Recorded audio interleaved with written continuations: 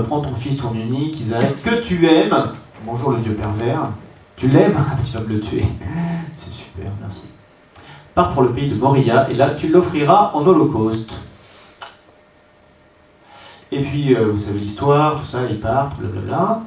Et puis, heureusement, au moment où Abraham, dans ce qui nous apparaît à nous un acte de foi suprême, un acte de confiance à Dieu, va tuer son fils, heureusement, l'ange du Seigneur va arrêter sa main.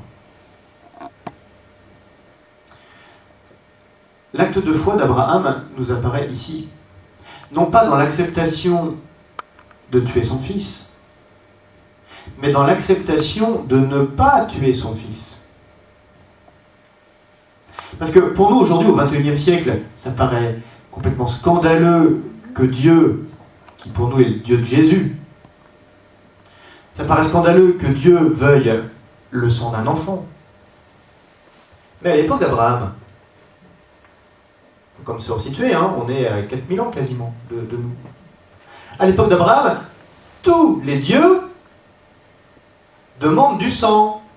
Et tous les dieux demandent du sang humain. Donc Abraham, lui, ça lui pose, quand j'allais dire, pas de problème, entendons-nous, il a quand même tué son fils. Mais ça ne choque pas plus que ça qu'un Dieu demande qu'on tue des enfants. Jusqu'à tardivement encore, on trouve ça dans la Bible, à l'époque du roi Akaz par exemple, donc on est au 8e siècle avant Jésus, on sacrifie encore des enfants. Akaz, il va tuer son fils, son aîné, pour conclure un pacte avec l'Empire assyrien, afin de contrer une invasion des peuples du Nord. Et puis c'est normal. C'est normal que les dieux aiment le sang, puisque le sang c'est la vie. Donc, le gros acte de foi d'Abraham, c'est pas de tuer son fils, c'est d'accepter de changer son regard sur Dieu. Tiens, mon Dieu n'est pas comme les autres dieux. Zut, il va falloir changer nos habitudes. On va plus pouvoir tuer nos enfants. Bon, c'est une bonne nouvelle. Voilà qu'à la place, Dieu dit, écoutez, puisque vous êtes persuadés qu'il faut absolument du sang pour satisfaire Dieu, tuez-moi donc ce bouc-là qui s'est pris les cornes dans le buisson, ça suffira bien. Vous imaginez le traumatisme pour Abraham? Quel changement de vision sur Dieu. Et ça, le texte nous le dit bien, si vous regardez. Dans toute la première partie du texte, on a, c'est donc en rouge, Dieu, Dieu, Dieu, Dieu, Dieu. En hébreu, on a le mot Elohim. Et Elohim, c'est le nom générique de Dieu. C'est les dieux. À partir du moment où l'ange va arrêter le bras, qu'est-ce qu'on voit majoritairement apparaître? Un Seigneur. Et comme vous avez un peu d'habitude, vous savez ce que c'est, le Seigneur. Le Seigneur, c'est ce qui remplace dans nos Bibles le mot interdit, imprononçable. Celui qui est là, à gauche. Qu'est-ce qu'il a dit? C'est imprononçable, à mon avis. Voilà que, donc c'est le fameux tétragramme, c'est le nom je suis celui qui suis, je suis. C'est le nom révélé par Dieu à Moïse. Voilà que Dieu se révèle comme un Dieu bien particulier. Il n'est pas comme les autres dieux. Et donc il va falloir changer les manières de voir Dieu, il va falloir changer les manières de faire. Et ça, c'est un vrai acte de foi. Croire, c'est pas suivre bêtement des trucs, c'est se laisser bousculer en permanence par Dieu. Un autre exemple qu'on va essayer de traiter rapidement, je vous réinviterai à le relire, c'est dans le cycle d'Élie, dans le premier livre des rois, chapitre 17 à 19. Vous vous souvenez, il y a le grand jeu concours des prophètes de Baal. Vous vous souvenez, les prophètes de Baal, là, dans le royaume du Nord, qui ont été importés par la reine Jézabel, une reine païenne. Et puis le pauvre Élie se retrouve tout seul comme prophète. Et puis il décide de faire un grand jeu concours barbecue pour voir qui c'est qui est le plus fort, qui c'est qui est le vrai Dieu. Et donc il convoque les prêtres de Baal, et puis il leur dit, voilà, on va mettre un taurillon sur un autel, et puis vous allez faire vos prières à vos dieux, puis vous allez faire ce que vous devez faire, et puis on verra si le taurillon est agréé par votre Dieu, et s'il est donc carbonisé en holocauste. Et puis moi je ferai la même chose après, on verra. Et donc c'est ce qui se passe, les prophètes de Baal dansent, chantent, se taillent les veines, enfin tout un tas de trucs sympathiques. Ce qui nous vaut une belle petite séquence d'humour de la part du prophète Élie. Parlez plus fort, il est peut-être sourd, il est peut-être en vacances, il est occupé, c'est un dieu, enfin tout ça, quoi. Il se moque bien d'eux. Et puis voilà le moment où Élie, à son tour, va offrir le sacrifice. Et là, c'est magnifique ce qu'on voit quand on regarde le texte, parce qu'il dit, il formule une prière, ce brave Élie, il dit « Seigneur, Dieu d'Abraham, d'Isaac et d'Israël, qu'on sache aujourd'hui que tu es Dieu en Israël, que je suis ton serviteur, et que c'est par ton ordre que j'ai accompli toutes ces choses. Réponds-moi, Seigneur, réponds-moi, pour que ce peuple sache que c'est toi, Seigneur, qui es Dieu, et qui convertit leur cœur. » Qu'est-ce qui se passe à ce moment-là? Évidemment, le taurillon est cramé. Super, Élie a gagné son grand jeu concours. Est-ce que vous vous souvenez ce qu'il fait après? Il les tue. J'ai gagné. Allez hop, égorgez-les devant moi. Bon, super. Est-ce qu'il n'y a pas un problème là? Hormis le problème moral qui nous choque tous, etc. Mais regardez bien la prière que Élie a formulée. Qu'est-ce qu'il voulait prouver? Que Dieu est Dieu. Ça c'est fait. Dieu il a manifesté sa puissance. Puisqu'il a envoyé le feu et que l'autel, le taureau, tout ça a cramé. Donc la puissance de Dieu, elle est manifestée. Qu'est-ce qu'il avait d'autre comme information dans son cœur, Élie? C'est toi qui convertis leur cœur. Est-ce qu'il leur a laissé le temps de se convertir? Absolument pas. Et pourquoi est-ce qu'il ne leur a pas laissé le temps de se convertir?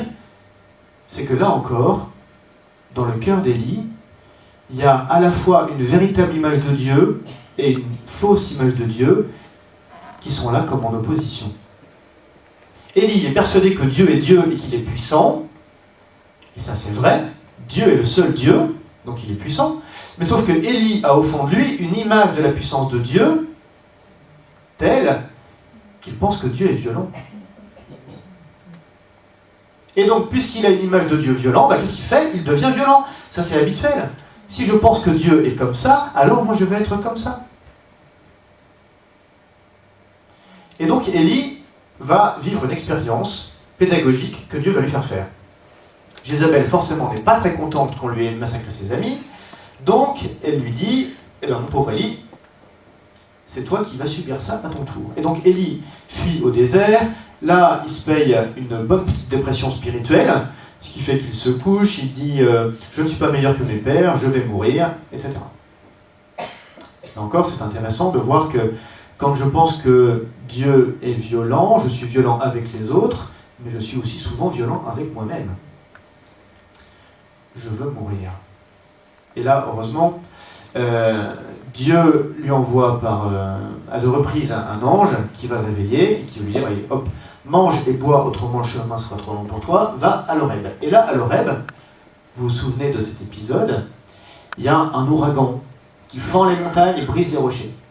Mais le Seigneur n'est pas dans l'ouragan. Après l'ouragan, un tremblement de terre. Mais le Seigneur n'est pas dans le tremblement de terre. Après le tremblement de terre, un feu. Mais le Seigneur n'était pas dans le feu. Toutes les images de la puissance sont là, et Élie est bien obligé de constater que, décidément, Dieu n'est pas dans ce genre de puissance. Tout à coup, après le feu, le bruit d'une brise légère. Et là, Dieu est.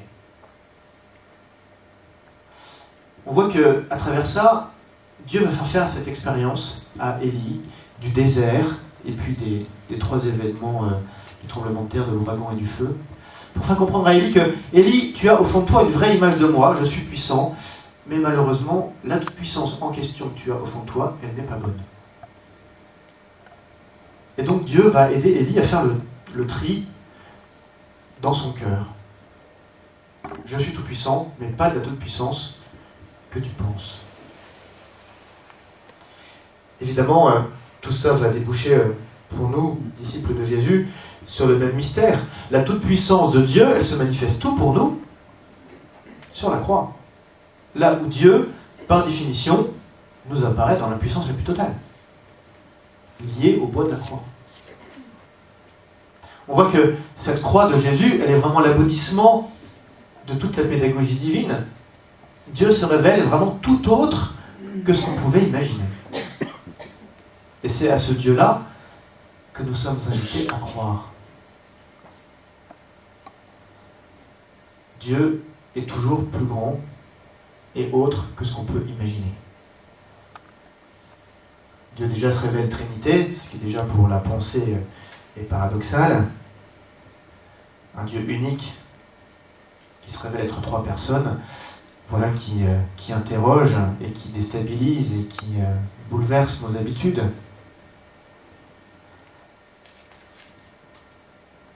Dieu, de toute façon, est toujours plus grand que ce qu'on peut en imaginer. Grégoire de Nazianze, un des pères de l'Église, a écrit cette belle hymne. « Ô toi, l'au-delà de tout, comment t'appeler d'un autre nom? Quel hymne peut te chanter? Aucun mot ne t'exprime. Quel esprit te saisir? Nulle intelligence ne te conçoit. Seul tu es ineffable. Seul tu es inconnaissable. » On voit bien que Dieu est toujours plus grand, et donc toujours inconnu pour notre intelligence humaine. Et donc, croire, pour un disciple de Jésus, c'est profondément être en questionnement sur Dieu. C'est renoncer à toute formulation définitive sur Dieu. Dieu est toujours au-delà de ce qu'on peut en dire, de ce qu'on peut en penser, de ce qu'on peut en croire. Et là encore, il faut l'accepter, ça fait partie de l'acte de foi. Dieu est au-delà. Ce qui est forcément très déstabilisant et très... c'est vraiment une situation d'insécurité. On préférerait savoir qui est Dieu. D'où l'idolâtrie. Je me fais un petit Dieu que je connais par cœur, ça suffit bien. Là, sans arrêt, Dieu nous dit, non, il y a des choses belles et vraies au fond de toi, et bravo, heureux es-tu, fils de... C'est Dieu qui t'a révélé cela, mais en même temps, passe derrière moi Satan, parce que t'es quand même un peu dans l'erreur. Et donc il faut accepter cela. En même temps, Dieu, dont on peut avoir l'impression qu'il joue à cache-cache, Dieu n'est pas simplement quelqu'un qui se cache, il est aussi quelqu'un qui se laisse trouver. Et qui nous dit dans les psaumes, par exemple, que nous pouvons le chercher. Qui nous fera voir le bonheur? Fais lever sur nous la lumière de ta face, Seigneur. C'est au psaume 4. Le psaume 27. Je pense à ta parole, cherchez ma face. Je cherche ta face, Seigneur, ne me cache pas ta face. Le psaume 119. Pour ton serviteur, que ton visage s'illumine, enseigne-moi tes décrets. Dieu nous invite à le chercher, il nous questionne sur lui. Ce qui fait que, quand on est croyant, il ne faut pas être désespéré de se poser des questions. C'est plutôt bon signe. C'est une bonne santé spirituelle de se poser des questions. Ce qui est encore même une meilleure question, une meilleure santé spirituelle, c'est de poser des questions à Dieu. Seigneur, je te cherche, révèle-moi qui tu es. Je comprends pas là.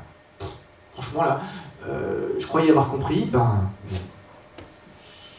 face à cette telle situation, pourquoi cette maladie, pourquoi cette mort, pourquoi ce tremblement de terre, pourquoi la guerre, pourquoi ceci? Seigneur, je ne comprends pas. Je ne comprends pas. C'est pas parce qu'on dit à Dieu je ne comprends pas qu'on doute de lui. Il ne faut pas confondre le doute, qui est la défiance vis-à-vis de Dieu, avec le questionnement. C'est pas la même chose. Et il y en a un qui essaye de nous faire confondre les deux, et c'est l'adversaire, le diabolos, le démon, comme on veut l'appeler. Celui-là, ça l'amuse de nous faire croire que parce qu'on se pose des questions sur Dieu, on doute de Dieu. Il a tout à y gagner, lui, parce que forcément, si je doute de Dieu, je n'ai plus confiance à Dieu, et donc je passe de son côté. Alors que Dieu nous autorise, il nous demande même de lui poser des questions. Mon Dieu, pourquoi m'as-tu abandonné? Seigneur, je te demande compte, là, je te demande que tu me rendes compte de ce que tu me fais vivre, parce que je ne comprends pas tout, là. C'est dans les psaumes, donc ça vient de Dieu lui-même. Vous connaissez le bienheureux John Henry Newman. Il avait une phrase qui disait « En matière de foi, 1000 difficultés ne font pas un doute. » C'est pas parce que je me pose des questions que ça fait un doute. Le doute, c'est quand je pense que non seulement j'ai une question, mais en plus Dieu ne peut pas répondre à cette question-là. Donc je me défie de Dieu. En revanche, si j'ai 1000 difficultés, mais que je cherche auprès de Dieu en l'interrogeant, je reste un croyant. Et si je reste, enfin, en deux mots, un croyant, alors tout va bien pour moi. Si je suis dans la foi, tout va bien. Je suis en chemin, et c'est parfait. Un chrétien, c'est profondément quelqu'un qui est en chemin. Et c'est pas étonnant, puisque Jésus lui-même, s'il a dit qu'il était la vérité, il nous a dit en même temps qu'il était le chemin. Je suis le chemin et la vérité et la vie. Au chapitre 14 de Saint Jean. Donc on est en chemin. Et ça, il faut le savoir, ça fait partie de la foi. En même temps, du coup, on peut se dire, mais alors, si on est en chemin, si on ne peut rien dire sur Dieu, rien connaître sur Dieu, ça pose quand même peut-être des problèmes. Comment ne pas être dans l'erreur ? Comment savoir si celui auquel on croit, c'est le vrai Dieu ? Et puis, puisqu'on a vu que nos manières de croire influençaient nos manières d'être, d'agir, si je crois que Dieu est violent, je vais être violent, comment savoir si on n'est pas dans l'erreur ? Si la foi c'est la vie éternelle, et si dès maintenant la vision que j'ai de Dieu influe sur mon quotidien, ça vaut le coup de ne pas être dans l'erreur quand même. Heureusement pour nous, on se souvient qu'il y a quand même des certitudes de foi. Ce qu'on appelle le dépôt de la foi. Et on se souvient que la foi c'est un don de Dieu. C'est pas d'abord l'homme qui cherche Dieu, c'est Dieu qui vient à la rencontre de l'homme. Et qui pour cela nous rend capables de lui. Capax Dei, comme on dit en théologie. Nous sommes capables de Dieu, capables de le connaître. C'est ce que je vous ai mis dans la petite feuille, là, dans le papier, dans le catéchisme de l'Église catholique.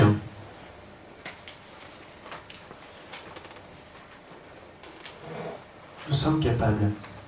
La foi est la réponse de l'homme à qui Dieu se révèle, à Dieu qui se révèle et se donne à lui, en apportant en même temps une lumière surabondante à l'homme en quête du sens ultime de sa vie. Dieu nous éclaire. Il nous éclaire par l'Esprit Saint. Tout à l'heure, Pierre, qui confessait le Christ, entend cette phrase « Heureux es-tu, fils de Jonas, ce n'est pas la chair et le sang qui t'ont révélé cela, mais mon Père ».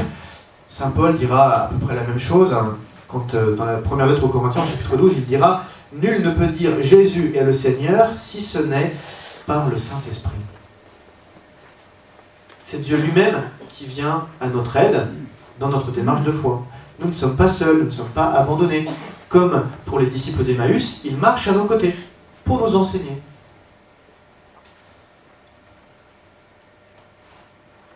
Et si nous écoutons Jésus, nous pouvons être dans la certitude qu'il ne va pas nous égarer. Je crois que les plus âgés parmi nous apprenaient ça au catéchisme. À l'époque, on apprenait des choses par cœur au catéchisme. Je crois qu'il était dit Dieu ne peut pas nous égarer, nous tromper, ni se tromper, ni nous tromper, quelque chose comme ça, je crois. Voilà, Dieu ne peut pas nous tromper. Tout simplement parce qu'il nous aime, qu'il ne joue pas avec nous. Il joue à cache-cache, mais globalement, il ne nous fait pas aller dans les mauvaises directions.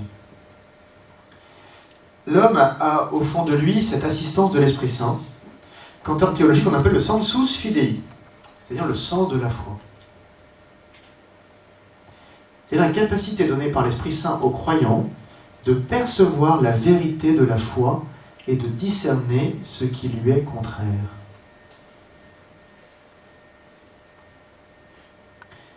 Plus largement, c'est un charisme de tous les membres de l'Église qui leur permet de reconnaître l'objet de la foi, de le confesser et d'en vivre en vérité.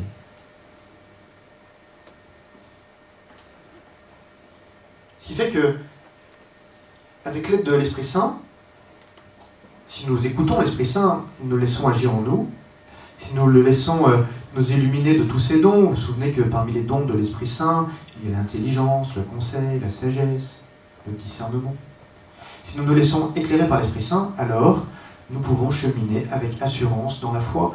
Même si nous ne comprenons pas tout, nous pouvons quand même nous appuyer sur différentes choses qui sont des choses sûres. Et le dépôt de la foi fait partie de ces choses sûres. D'autant qu'on ne croit pas, quand on est chrétien, tout seul. Si, au début de la confession de foi, nous disons bien « je crois »,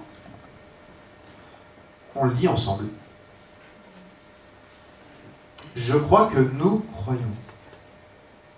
Et donc, à côté du Sensus Fidei, qui est quelque chose de plutôt personnel, il y a le Sensus Fidelium, qui est le contenu extérieur objectif de la foi confessée par les fidèles.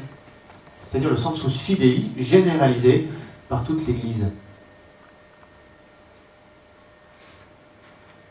C'est ça le fondement de l'infaillibilité de l'Église.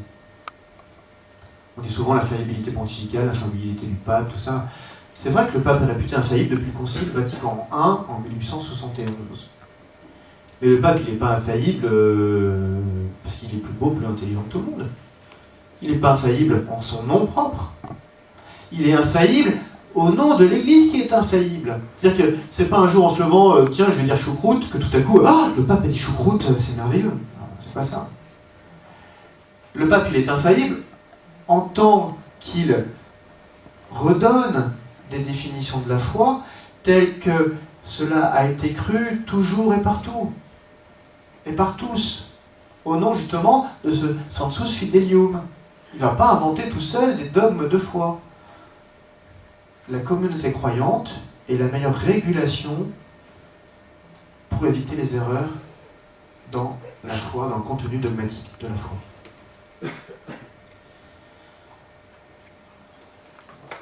Arrivé à ce niveau-là, je vous poserai des questions, parce que l'idée c'est quand même de vous faire réfléchir.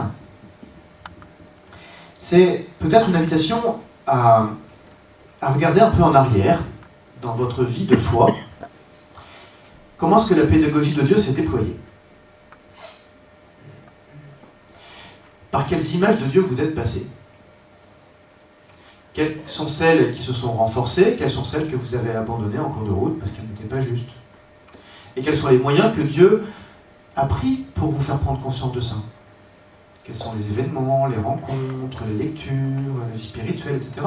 C'est toujours intéressant et beau de refaire ce travail de relecture spirituelle, de réécrire notre histoire sainte où Dieu s'est dit et s'est révélé.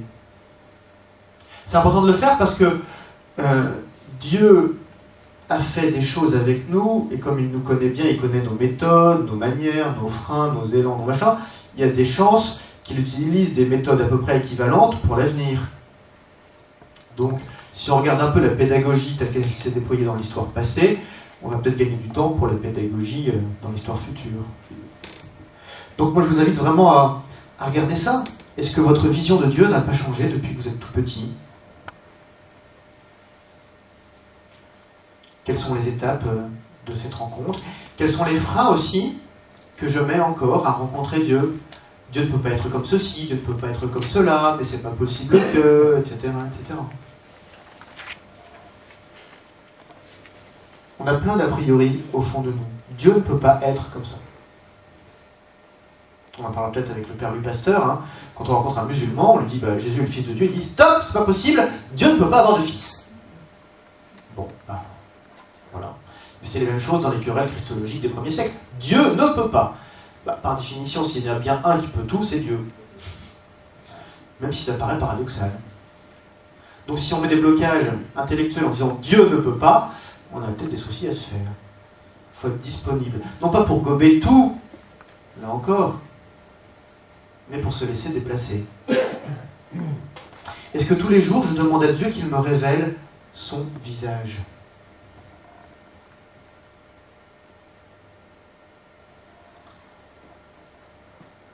Voilà, j'ai oublié de passer ma petite diapo sur cette histoire du Sensus Fidei, là. Dans le Concile Vatican II sur la Constitution sur l'Église, il dit ça, hein. La collectivité des fidèles ayant l'onction qui vient du Saint ne peut se tromper dans la foi. Ce don particulier qu'elle possède, elle le manifeste par le moyen du sens surnaturel de foi, qui est celui du peuple tout entier. Donc je crois avec l'Église qui croit, et qui vit de ce qu'elle croit, Et du coup, je chemine avec l'Église qui chemine. Parce que l'Église aussi chemine dans sa compréhension. On sait bien que les dogmes, tout ça, ça bouge. La théologie bouge, notre compréhension de Dieu bouge, et c'est heureux. Je vous ai mis un texte de Saint Vincent de Lérins dans les petits papiers, là, qui parle de ce développement du dogme, du développement de la foi.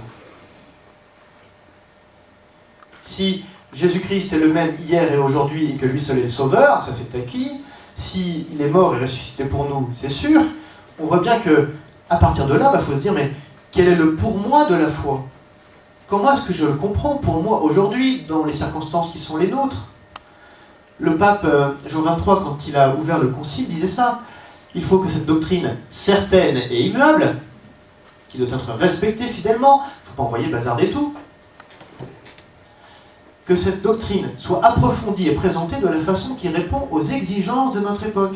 En effet, autre est le dépôt lui-même de la foi, donc ce qui est immuable, ce que nous croyons, c'est-à-dire les vérités contenues dans notre vénérable doctrine, et autre est la forme sous laquelle ces vérités sont énoncées, en leur conservant toutefois le même sens et la même portée. Il y a clairement des choses que l'Église disait il y a 1500 ans qui ne diraient plus aujourd'hui. Et c'est plutôt tant mieux. Ça ne veut pas dire qu'elle se trompe, ça veut dire qu'elle comprend mieux. Ça veut dire qu'elle avance dans sa compréhension. Elle est en chemin, et donc nous sommes en chemin avec elle. Donc évitez de croire seul, ça évite de tomber dans l'idolâtrie. Des gens qui disent « Oh, moi c'est bon, j'ai pas besoin de rencontrer des chrétiens, Dieu je le connais ». On peut penser qu'ils sont largement atteints de narcissisme et que ce qui les guette, c'est de tomber dans l'eau. On est dans le risque de l'idolâtrie toujours. Voilà un peu pour la première partie. Rassurez-vous, les deux autres sont beaucoup plus courtes.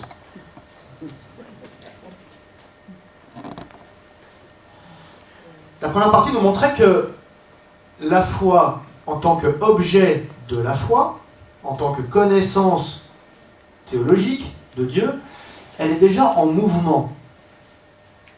On n'est pas statique quand on est croyant, on est en chemin. Mais voilà que, même en chemin théologique, nous devons progresser aussi dans une deuxième étape de la foi, au-delà du dogmatique, au-delà de ce que je crois. Parce que croire, c'est pas simplement croire que Dieu existe, croire que Jésus est ressuscité, croire que. Croire, c'est croire Jésus. C'est-à-dire lui faire confiance.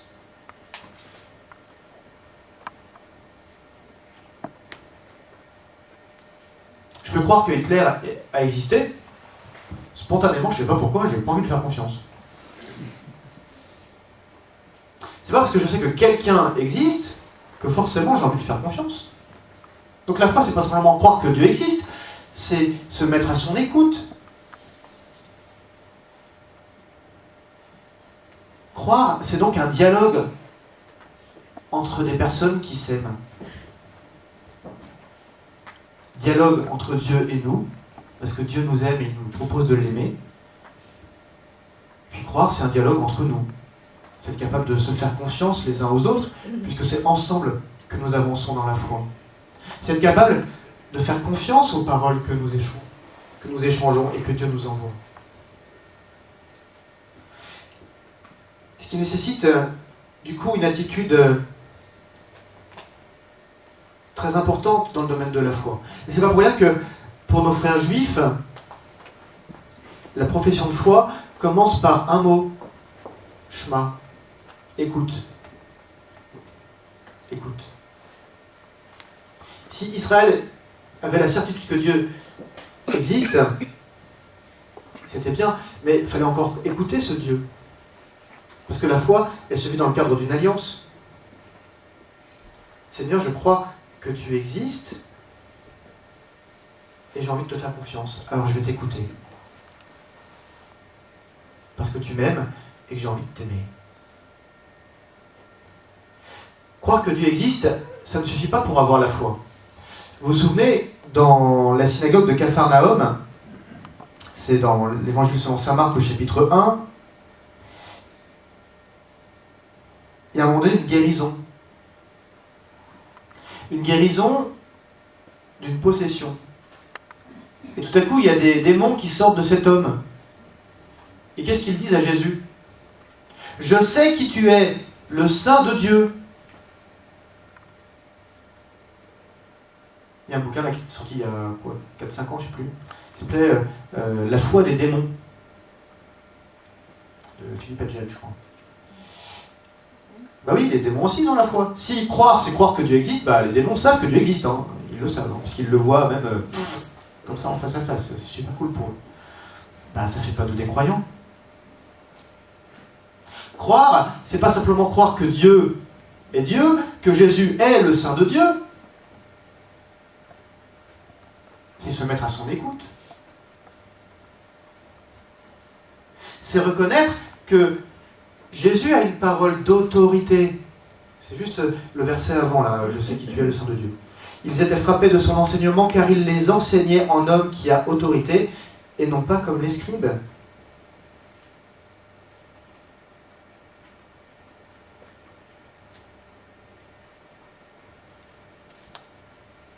Croire que Jésus, quand il nous parle, a les paroles de la vie éternelle. C'est ce que dit Pierre plutôt vers la fin, dans l'évangile selon saint Jean. Seigneur, à qui irions-nous? Tu as les paroles de la vie éternelle. Croire, c'est écouter. Parle, Seigneur, ton serviteur écoute. Dans le livre de Samuel, premier livre de Samuel, chapitre 3. Comment croire si l'on n'entend pas? C'est saint Paul qui le dit dans la lettre aux Romains. Comment croirait-il en lui sans l'avoir entendu? Ainsi, la foi vient de la prédication, et la prédication, c'est l'annonce de la parole du Christ. Je demande alors, n'ont-ils pas entendu? Mais si, par toute la terre a retenti leur voix, jusqu'aux extrémités du monde, leur parole. Écoutez. Écoutez Jésus qui nous parle.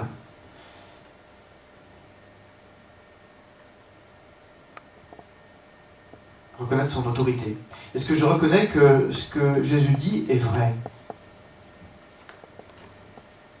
Je me souviens, il y a quelques années, ce n'était pas ici, c'était ailleurs, en préparation de mariage, j'aime bien demander aux fiancés qui sont là, tiens, quelle image vous avez de Dieu?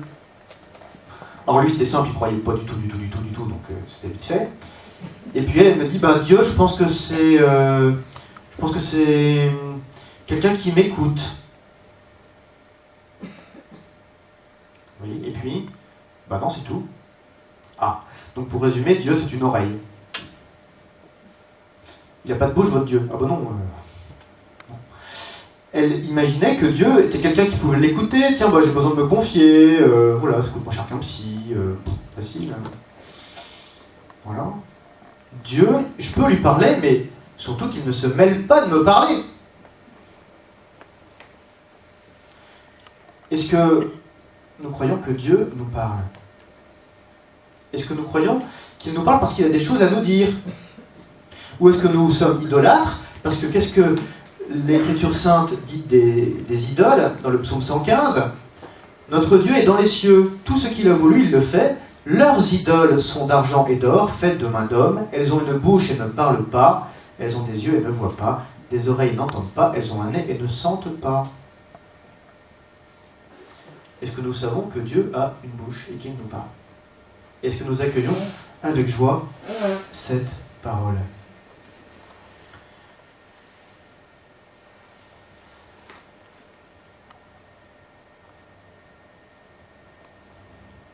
Est-ce que nous croyons que quand Dieu nous parle, il nous parle véritablement, en vérité, pour toute notre vie? Ou est-ce que nous l'écoutons de manière sélective? Au début, là tout à l'heure, je disais que souvent, il y a des choses en nous qu'on occulte complètement de ce que Dieu nous dit, puis on choisit ce qui nous arrange. souvent, si on regarde bien, on imagine que sans Dieu, on est tellement mieux, ou en tout cas, sans Dieu, dans certaines parties de notre vie, on est tellement mieux. Il y a des parties de ma vie où je pense que Dieu, il a un droit de regard, puis il y a des parties de ma vie où, Seigneur, ça je gère tout seul. Hein. C'est bon, ça tu peux le garder pour toi. Je me souviens, hein, j'étais exactement comme ça, quand je fais des témoignages aux jeunes sur ma vocation, je leur dis, c'est exactement ça. Moi, il y avait des sujets sur lesquels je disais, ouais, Dieu, je pense qu'il est sympa, donc je lui fais confiance là-dessus. Puis ça, en revanche, non, je gère tout seul. Hein. Donc Seigneur, tu te tais là, parce que c'est moi qui décide tout seul. Je sais beaucoup mieux que toi ce qui me convient. Malheureusement, quand on fait ça, on voit bien qu'on est désunis, quoi. On est partagé. Et puis quand on est divisé, on fait l'œuvre du diabolos, celui qui divise, au lieu de faire l'œuvre de Dieu. Est-ce que nous croyons que Dieu, il a une parole de vie, et que cette parole de vie, elle est vraie pour toute notre vie, de A à Z, à 100%? Ou est-ce qu'on continue encore de dire « Non, Seigneur, non, l'acte de foi, il est là. Croire que Dieu il a une parole de vie et de vie éternelle pour tout ce qui concerne notre existence, et pour tous les domaines de notre existence. Ça aussi, c'est un sacré acte de foi.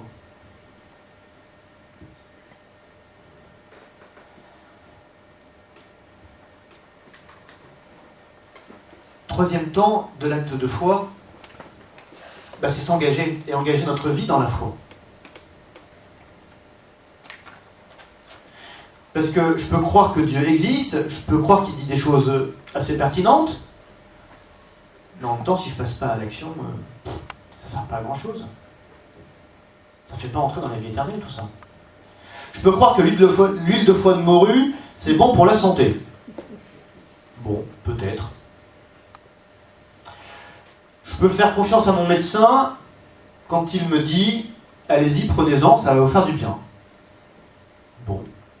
Mais tout pendant que je continue de faire la grimace et que je ne prends pas l'huile de foie de morue, il ne se passe pas grand-chose.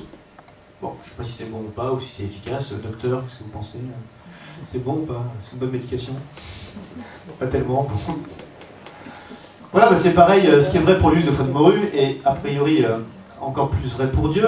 Si je pense qu'il existe, qu'il y a des paroles vraies, mais que après avoir écouté ces paroles, je ne passe pas à l'acte, ça ne marche pas. C'est un peu comme cet homme qui vient voir Jésus, on l'a eu il n'y a pas longtemps en lecture à la messe. Bon maître, que dois-je faire pour avoir la vie éternelle en héritage? C'est génial, bon maître. Le gars, il est persuadé que Jésus est bon. C'est super. Donc il sait que Jésus existe puisqu'il vient le voir. Il sait que Jésus est bon, donc il va se mettre à son écoute.